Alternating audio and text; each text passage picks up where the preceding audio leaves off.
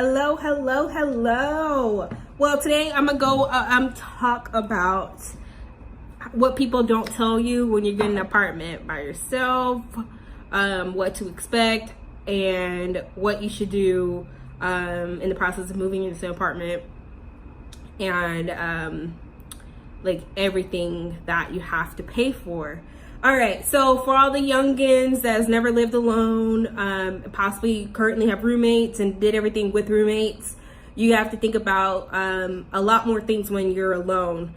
First, let's just go over the fact of moving from your parents' house to an apartment. If it's with roommates or if it's alone, you have to think about multiple things. A lot of people, even me at a young age, I really had the mindset of like, oh, okay, I'm gonna save up some money, make enough money to just afford what I need to afford. That's not the case. There's a lot more to it. There's a lot of stuff that you have to put to the side just in case something bad happens during that time of living alone or living outside of your parents' house. Some people are privileged enough to be able to just like have that kind of a blanket or whatever the heck you call it to fall back on when you can have your parents bail you out and things like that. And others need to think about saving money because when they are in that position where they can't, like the car breaks down or something, what are you gonna do? You still gotta go to work. You still gotta go to stores to get groceries. You still gotta get around. If you are in a big city like New York and Los Angeles, things like that, of course, that's not a big deal because everything's kind of like, and you can Uber and there's so much more. Like people don't, a lot of times I hear people in New York don't even have vehicles. They just use the subway and all that stuff. But when you're in different towns, like for example, Texas, a lot of times in Texas, you gotta have a car to get around. Uber is available, but it's expensive. So, and if you're living alone, that's not even a luxury that you have unless you're planning on going out with friends and things like that. So it's like every few, once every month or something like that. But to get back to the topic, when you are in the transition of moving out of your parents' house, you have to think about getting the electricity cut on. You have to think about the process of if you need cable, Wi-Fi, things like that. Our generation, we need Wi-Fi. A lot of times you don't even need to get cable. You could use like Hulu, Netflix, things like that, and you can get by. Some people are addicted to cable and they need cable all the time. So you have to think about that. And that bill alone is $100. You got to think about having your own phone bill. You got to think about paying your cell phone bill.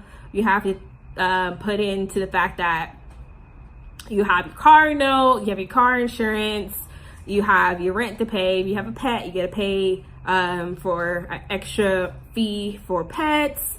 When you live in an apartment, you have to pay renter's insurance. Majority of apartment complex require you to get renter's insurance.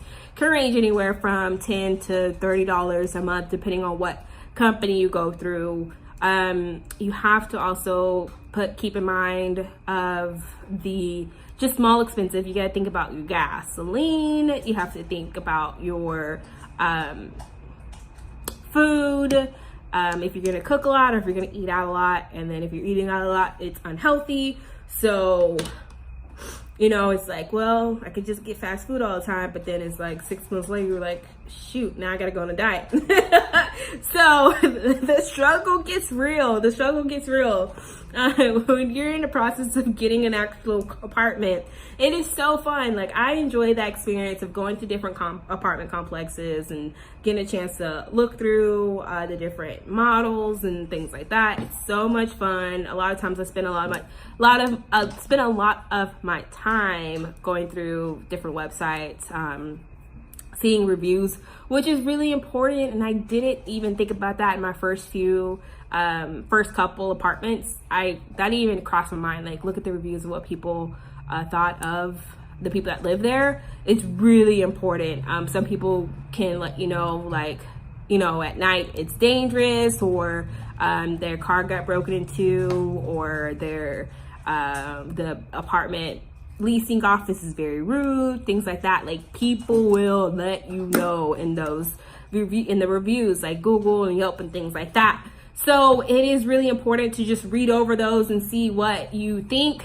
And a lot of times you kind of have to be cautious because you can find one where it's just mostly bad, but it could be just only the people that were dissatisfied with the apartment themselves were just posting, and none of the people that actually were happy actually post it. So you kind of want to get your own vibe and go there still if you really think the apartment complex itself is very beautiful and in your price range. Then just check it out. Don't just solely be like, oh no, I'm done, it's only bad reviews, the first 3 I've seen. Go through a couple, skip over a few, go through some good, go through some bad, try to get a good full picture of what the apartment complex is all about. All right, so when you're in the process of getting your apartment, you found your dream apartment, you know which floor you want, things like that, then it comes to the deposit. You have to pay a full deposit. You have to pay, they have the application fee, even for you just to apply for the apartment itself. You have to have an application fee. You need to prepare yourself for pet deposits, because not only would you have to pay a pet deposit, it also includes, additional fees for the pet rent.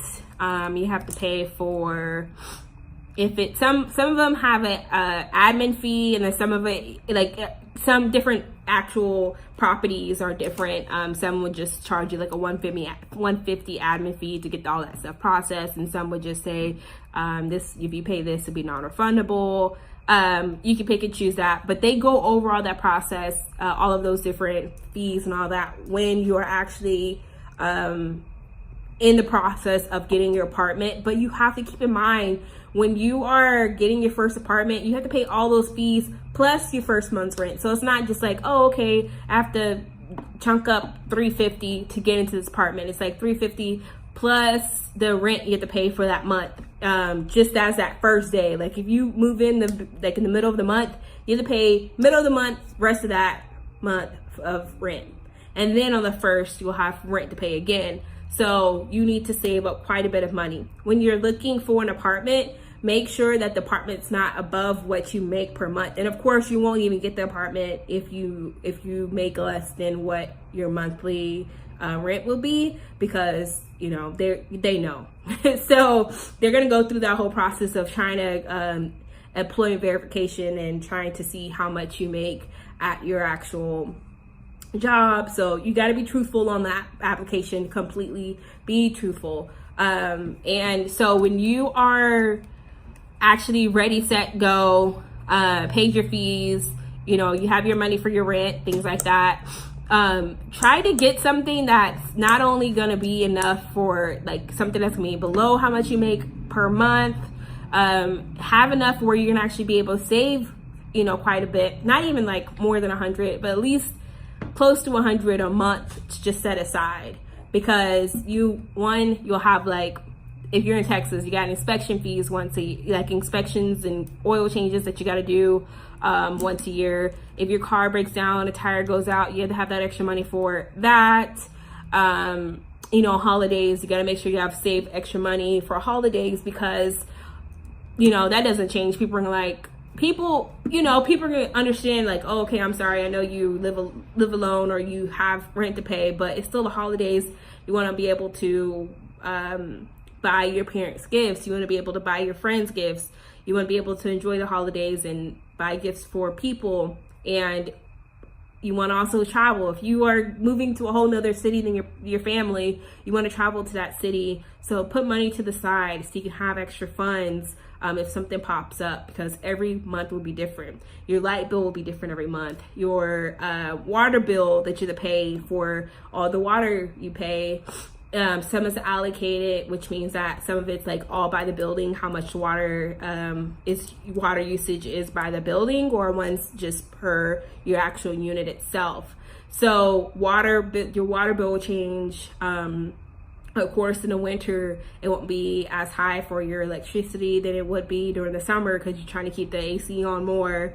So there's a lot of different things that varies per month. So regardless, even if you try to calculate it perfectly, gasoline goes up, every week, or goes down every week. Like, everything changes. Don't think that you'll know for sure will be the same as your rent and your car note and your car insurance, things like that. So those are just a few tips to keep in mind. I'm gonna do a few more other tips on how to possibly think of ways to save money ways to save money while you're living alone, and how to maintain a good rhythm of month to month paying your rent, and so you don't get behind and don't mess up your credit. That is so important. If you don't want to pay anything late because then it messes up your credit, and when you get older, you want to buy a home, you got to make sure you have great credit, and so you can do everything you want to. I hope you guys enjoyed. I'm gonna do so many different type of videos of like tips and tricks and things like that. So